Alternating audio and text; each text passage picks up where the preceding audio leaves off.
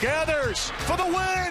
Count it. It's over. Hi, my name is Dr. Joaquin Wallace. I'm the founder of Project Transition, and welcome to our interview series where we interview former high-performing athletes. And today we have Mr. Jordan Gathers, who I call JG5. Jordan, welcome to the show. Thanks for having me, Dr. Wallace. Honored to be here today. Well, Jordan, I mean, you've had a great career in terms of college basketball. Now you're doing some great things as well, a post-college athlete.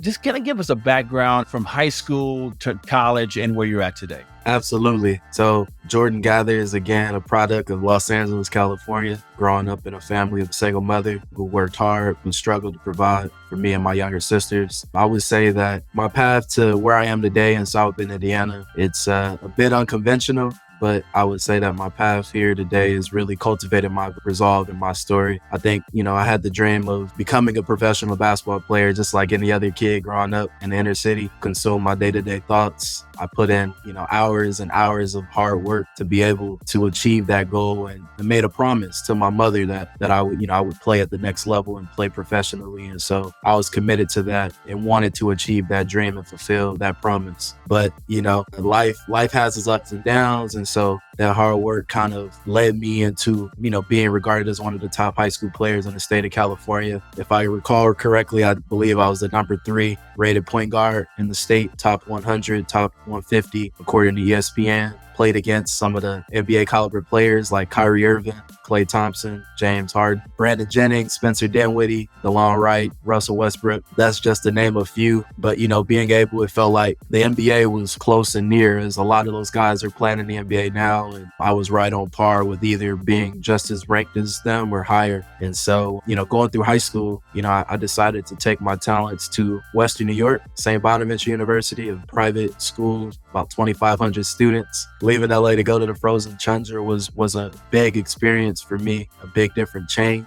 And so, like any other Division I player, again, I still had that dream and that goal of being a professional basketball player in the NBA. And so my freshman year, I had a lot of challenges. I had a lot of adjustments to make. From my freshman year, having to readjust to the academic level of a private institution, being able to readjust to the workouts, the scheduling, all of that it wasn't new, but it was at a whole nother level that I wasn't accustomed to growing up. So my freshman year had a lot of success. We actually won the first ever Atlantic 10 championship in the school's history. Being able to play as a freshman was rewarding for me, on the big stage, being able to win that, to get a ring, and then to be able to play in the NCAA March Madness tournament was truly amazing and success. And so going on after that, I felt like I was one step closer to making it to the NBA. And then, sophomore year, we didn't have as much success as our freshman year, as we lost a lot of seniors. I built upon my freshman year. Junior season is when my whole career kind of took a shift and change, as I was injured in a preseason game, had a misdiagnosed groin injury that sidelined me for a couple games, as the correct diagnosis of that injury was a hip labrum tear and impingement that, of course, didn't come later until after the season. And so I played the entire season, sitting out those couple of games, and had to have surgery after that season, which had to repair that tear in my labrum, fix the impingement. And that took about 6 to 8 months. And so during that time, I'm asking myself, what does that look like for my career? What does that look like for reaching my dream, reaching my goal? And so, I didn't have the answers at the time, but I knew that I had to get healthy. I knew that this surgery was the only way for me to get back to some sort of health, as, I was playing through pain, thinking that was my only option. Yeah, I remember, telling myself after having the surgery on June 27, 2014, countless times, will I ever play basketball again? I didn't know the extent of that injury. I knew that if I didn't have the surgery, it wouldn't be back in the proper state. And so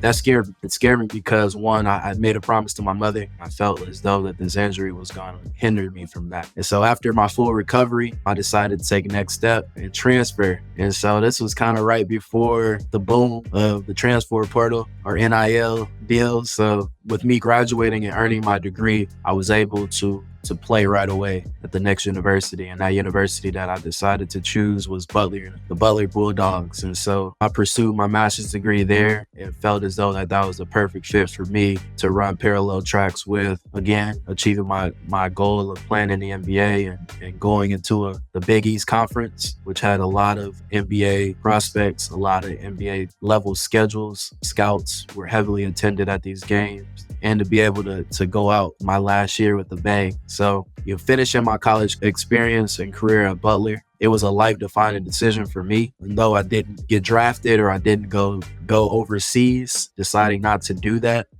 I'm happy to call Indiana home, because going to Butler was what has brought me to today. So, after college, after basketball, earning an undergrad and BA in journalism, mass communication, earning my MBA, I had the privilege of working alongside the CEO, Dennis Murphy, and Dr. Ryan Nagy, the president of Indiana University Academic Health Center. And that was eye-opening for me, because the healthcare industry is very complex. And so, it was one where I was very interested in, because I was very depressed at the time, because I had done something my whole life of playing basketball, dribbling this ball since I was a little boy, to going into the workforce for the first time in my life. For me, basketball was my job, but being able to work in the healthcare sector, it was one that I can't thank Dennis Murphy and Dr. Ryan Nagy for that opportunity, because it helped supported me in my career now. So working through that transition of my adult life, I was able to navigate a lot of different aspects. Self-awareness, for one, being able to look into myself, look in the mirror and say, what am I really doing with my life? Asking God, what's your plan for me? What's your purpose for me? And so I came to Indianapolis,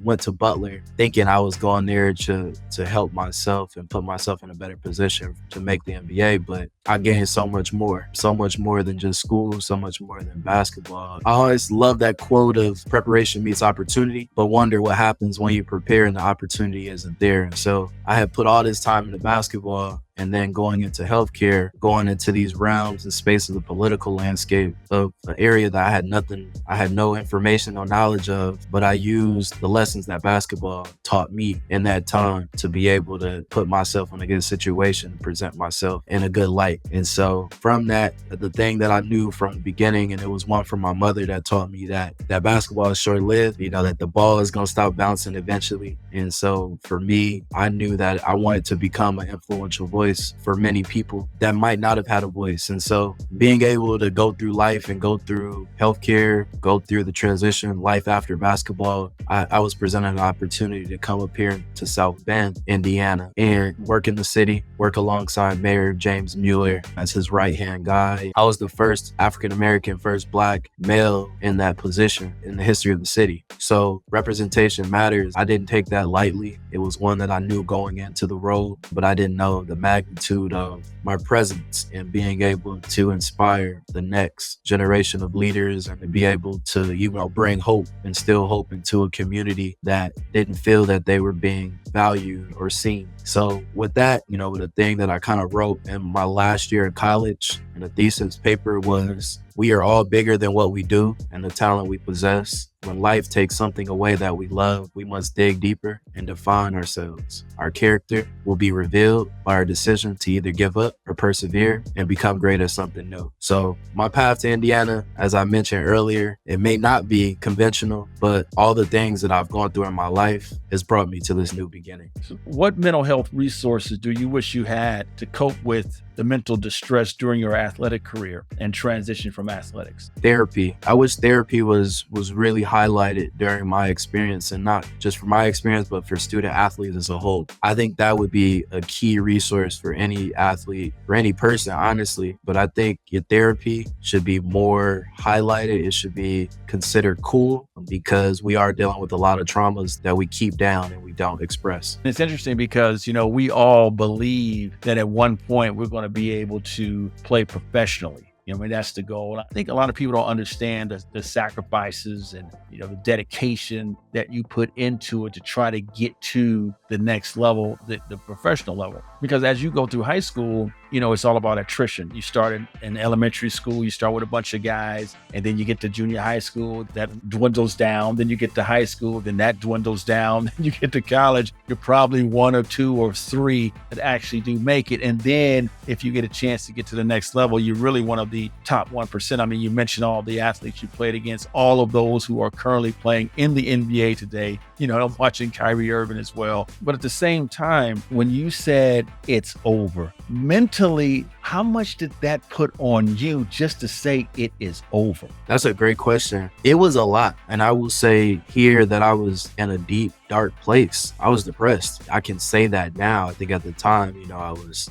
fighting the truth. I was running away from it because even though I made that decision to not pursue professional basketball, whether it be in the G League, whether it be overseas, which I had plenty of offers, to turn those down, it was rough. But at the end of the day, again, I go back to my faith in God. I didn't really worry about it too much because I knew that I was making the right decision. I prayed on it. I asked my family, and I knew God had me in that moment. So let's talk about mentorship. I know that mentorship is an important piece in this whole process. Oftentimes we're being mentored by those and we don't know that we are being mentored. We have to be willing to accept the mentorship as well. You mentioned that your mother was your mother, but she was also your mentor as well. Outside of your mom, though, who were those mentors that you look to, that kind of help move you along? I know you mentioned a few of them, but if you had to identify one or two, which one of those two mentors really helped you to get to this point in your life today?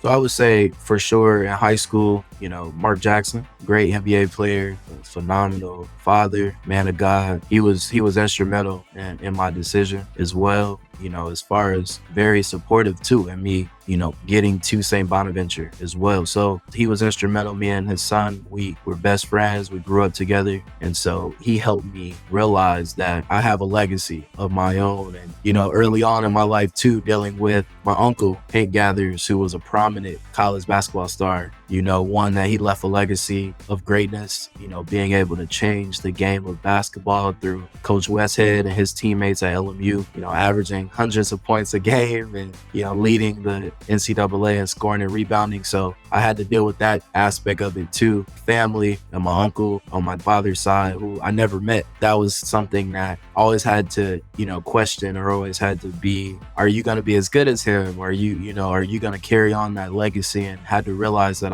I'm honored to carry the last name Gathers, but at the end of the day, that there's only one Jordan Gathers. And so Mark Jackson for sure. I would say also two others that I would be remiss to not mention is, Chris LaPlaca at ESPN. He's an alumni of St. Bonaventure. He was phenomenal and being a mentor to me over the 3 years that I spent in Western New York, as I had dreams of becoming a professional commentator after my NBA career. And so to be able to connect with him, who worked at ESPN. He was the senior vice president of comms for many years, for several decades there. And then also Adrian Wojnarowski, a prominent NBA writer, analyst, great friend of mine as well. So I had some really influential and great mentors growing up, and that's through the game of basketball and through my education. So, you mentioned the relationship you have with you and your dad. I know we talked about that several times, basically to let people know that I've been knowing you for quite some time, right? To be transparent. Correct me, did I give you the name JG5? Did I give you JG5? Or did you come up with that? I can't remember that. You did give me the name JG5. Yes. So, Jordan, you're a mentor now to your kids. Now, you're a mentor to two boys. How are you taking that on? I take it on day by day, and it's certainly not easy, but I love it. I'm dedicated. I'm committed to it. And it's one that, for both of my sons, I'm very excited to be a role model for them, but also be that inspiration and that supporting figure for them as well, whatever they want to do, for them to be the ages of 9 and 1 years old. They still have a lot of life ahead of them, but they also have to understand that life is going to go quickly, and the decisions that you make in life are very important. If I didn't make the decisions that I made, I wouldn't be in the position I am today, as far as being an executive in the city of South Bend and being able to meet so many influential people along my journey. So it's an honor. I thank God to be able to be a father and to be able to help guide my sons in their plan and what they want to do in this world. I always say that that sports is the windows of life. How you interact in regards to sports practice games is how you interact in life. With that being said, you talk about the highs and lows, the tribulations, if you will. How has sports shaped you today? I would say that sports have shaped me in not being afraid, being able to make a play. I would say that there's so many different aspects of sports, from being the best player in the country, being the best player in the state, playing against the top players, and then going into college and maybe not starting, maybe sitting on the bench. That bench is a true teacher, if you will, from starting to not starting to facing all these new challenges. And for me, the game of basketball has taught me and shaped me in a way of not playing it safe, going for what you want in life, being not necessarily, reckless, but being strategic in your journey. And so I like to don myself, yes, JG5 first because you gave me the name, but also Jordan Gathers, the journeyman, who's willing to take new challenges and to live his life differently than those that have come before me and those that will come after me. Any final words you want to say before we say goodbye? Yes, my final words is I always ask the question to anyone I'm talking to or anyone I'm dealing with is, do you want to win? Sometimes, that answer is yes. Most of the time is yes. Then I always ask them, what is the past tense of win? And then they say won. And then I tell them to spell it backwards. And that's N-O-W, now. So, I think a lot of times, we get caught up in the present, we get caught up in the past, but thinking about we can't figure out what the future is going to hold, but we can certainly win now. So that would be my last words is, let's win now, let's win together. Appreciate all of the questions that you had today. This is an honor.